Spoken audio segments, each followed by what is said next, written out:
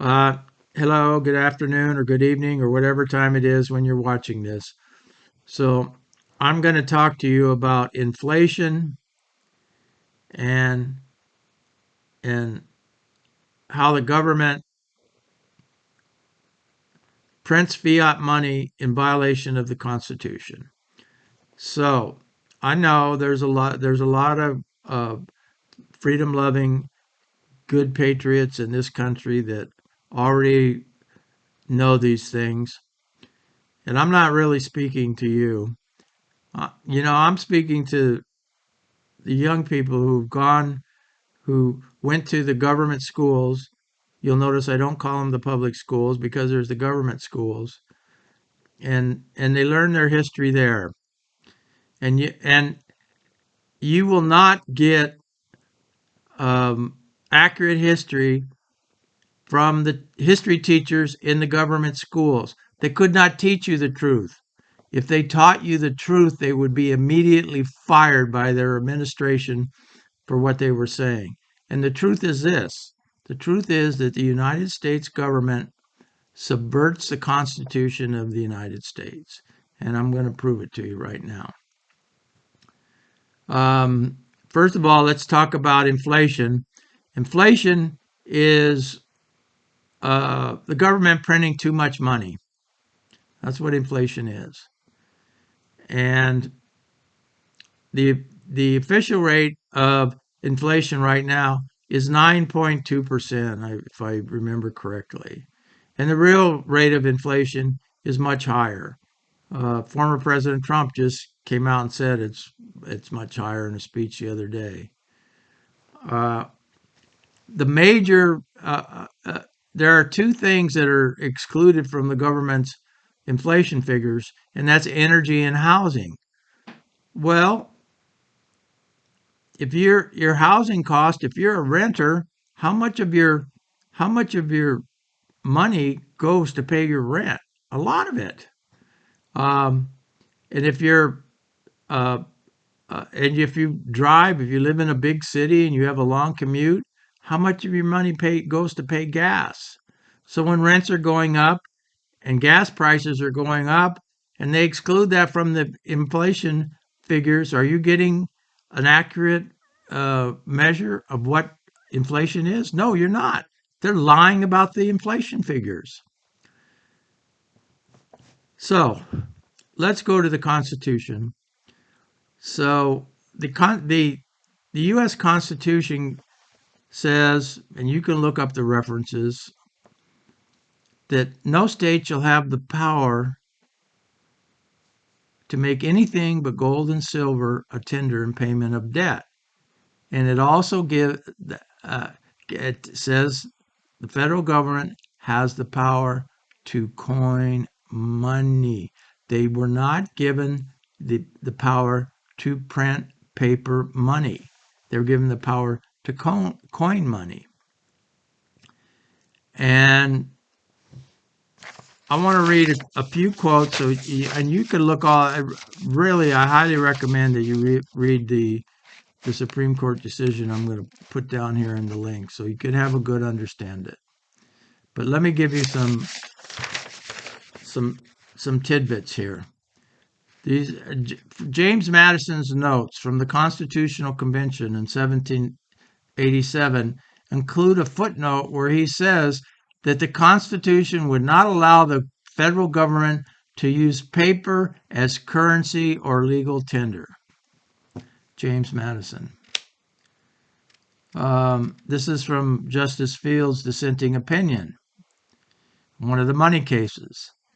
If there be anything in the history of the Constitution which can be established with moral certainty, it is that the framers of that instrument intended to prohibit the issue of legal tender notes both by the general government and by the states, and thus prevent interference with the contracts of parties.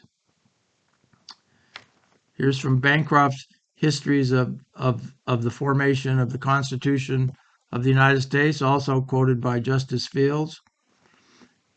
Volume 2, page 134.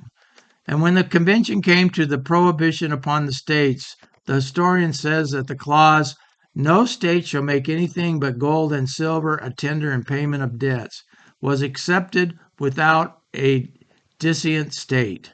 So the adoption of the Constitution, he adds, is to be the end forever of paper money, whether issued by the several states or by the United States, if the Constitution shall be rightly interpreted and honestly obeyed. And well, it's not being rightly interpreted and honestly obeyed. Um,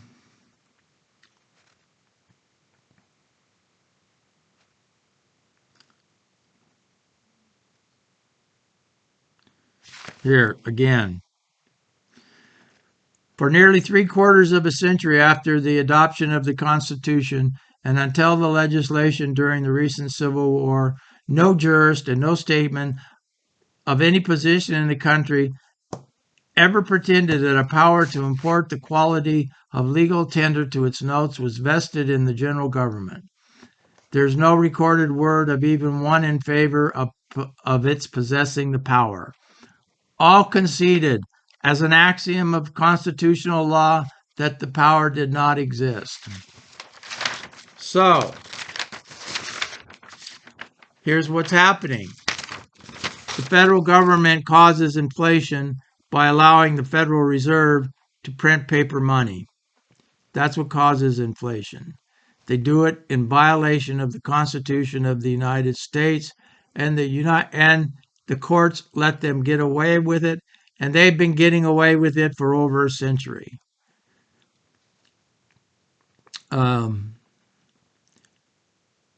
So, what can you do? Well, you know what? The sad fact of the matter, you would think, okay, if what I'm saying is true, right? Somebody can just go into court and challenge it in court and say, here's what the Constitution says, and the judges will rule in their favor, and that's the end of it, right? You've probably been taught something like that in school. Well, no, the truth of the matter is you can't, because you can go in and you can point out what the Constitution says till you're blue in the face, and the courts will just rule against you and say, oh, well, the Supreme Court says it can do it. And they will cite these money cases. So you can't win.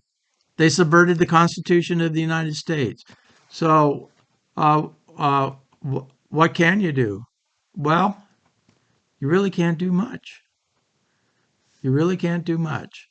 Um, the Supreme Court has the power. You can go into court, you can argue these things, and the courts will rule against you. They'll rule against you in the federal district court. They'll rule against you in the courts of appeal.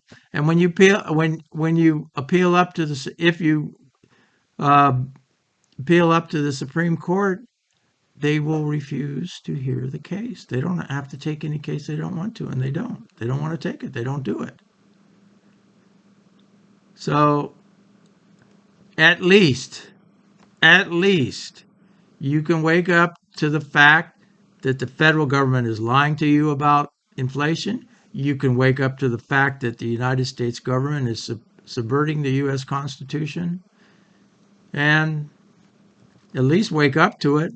At least know how you're being screwed. So I like some of the Supreme Court justices on the Supreme Court. I like Clarence Thomas. I like Clarence Thomas a lot.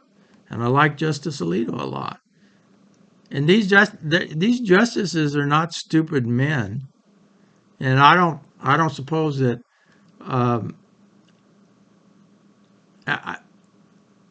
they should do something. They took an oath to support and defend the Constitution of the United States. Even if they don't have 5 votes to do something about it, they should speak up about it. Now, I commend them for finally, after decades and decades, reversing Roe versus Wade and putting a little bit of integrity into the federal law, but there's other areas too. There's cases that the money cases were decided against the Constitution. And something should be done about that. Justice Thomas, Justice Alito, you guys should do something about that. You should restore some integrity. So right now, the way it is right now, at least you can you can wake up to the fact that this is what happening to you. In case you didn't know, if you're a student, uh, yeah, and you're going to the government schools, I challenge you. You might get in trouble. Go ahead and do it anyhow. Sometimes there's good reasons to get in trouble. Go in and ask your history teacher. He says, ask him where in the Constitution does it say that uh, that the government has the power to print fiat money. And you know what? Your social studies or history teacher, he's chances are he, he's ignorant about the issue. But if he's not, he'll have to tell you honestly. Well, no, that power is not given to him. Or he'll say, oh well, the Supreme Court interpreted the Constitution to mean that they have the power to print fiat money when the Constitution says they don't have the power to print fiat money. So, but speak up about it and to ask them. Ask them in front of the whole class. Where does the government? We have all this inflation. Teacher, we have all this inflation. Where did the government get the power to print fiat money like this? Put him on the spot. And if he answers honestly, he'll get fired and lose his job because um, that's it. So anyhow, I'll get I'll get down off my soapbox and probably this. I'm sure this won't do any good, but it makes me feel better. So to sum up, to sum up, the United States Constitution does not give the federal government the power to print unbacked fiat money. They don't have that power. They usurp that power. And the courts let them get away with it. So, yes, the courts of the United States of America are corrupt for allowing that to happen.